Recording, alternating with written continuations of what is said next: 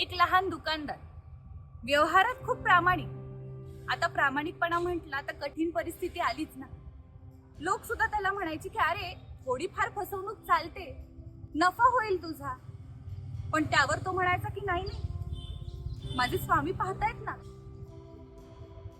एक दिवशी खूप मोठी आग लागली आणि त्याचं दुकान जळालं. सगळं काही संपलं. त्याला काही सुचेच ना.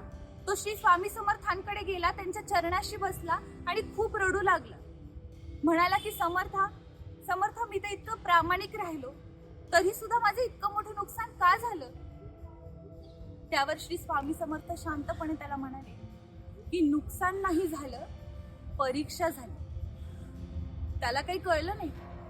पण नंतर काही दिवसातच एक खूप मोठा व्यापारी त्या गावामध्ये आला. त्या व्यापाऱ्याने याच्या इमानदारीचे किस्से ऐकले आणि स्वतःच्या दुकानामध्ये त्याला भागीदार म्हणून घेतले.